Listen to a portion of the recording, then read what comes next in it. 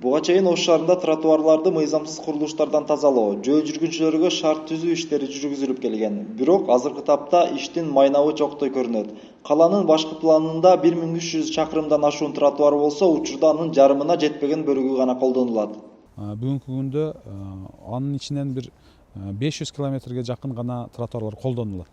Себеп дегенде көп жерлерде тротуарларды тосуп алышкан, мына жеке менчик үйлөр тарабынан, жеке ишкерлер тарабынан көп тротуардын ордуна өзүнүн жашылдандыруусун чыгарып алат, же дагы бир нерсесин эгип алат, же жөн эле тосуп алат да. Мына негизги көчөлөрдө тротуарларды баары эле бар. Деген менен шаардын негизги көчөлөрүндө да тротуарлар тосулуп, жөө адамдарга ыңгайсыздык жараткан жерлер да кездешет. Маселен, бул каланын Борбордук Абсамат Масариев проспектиси. Мындагы соода күркөсү белгиленген чийинден акча чыгып, тротуардын жарымын тосуп калган. Менчик катары кылып пайдаланып жолду кыскартышкан. Бала чака көтөрүп жүргөн аялдар болсо сөзсүз башы урунат бул жерге. Булар сөзсүз алыш керек да. Себеби ашча болуп кеткен жерлер бар.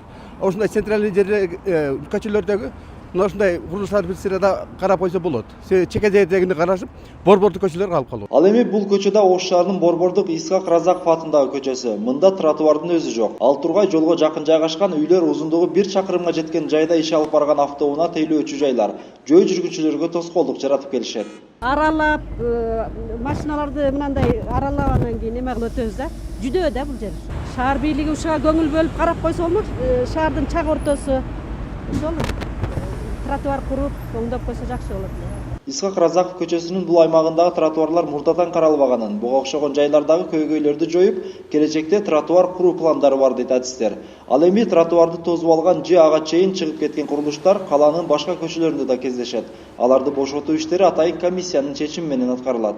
Комиссияда ошол экотехинспекциянын мүчөлөрү бар, архитектуранын, биздин ошол бир топ бар да. Атайын көрөт дагы, эгерде архитектуранын өзүнүн чек арасы болот, тротуардын өзүнүн чек арасы болот. Эгерде ол чек арадан тротуар жака чыгып кеткен болсо, атайын көрсөтмө берилет, ошонун негизинде анан жылдырылат. Эгерде өзүнүн каалоосу менен жылдырылбаса, атайын буйрутма берилет. Биздин ишканадан же башка муниципалдык ишканалардан атайын бузуу иштери дагы жүргүзүлөт. Былтыркы жылы Ош шаарынын бир нече көчөлөрүндөгү белгиленген сызыктан чыгып кеткен соода күркөлөр алынып, тротуарлар бошотулган.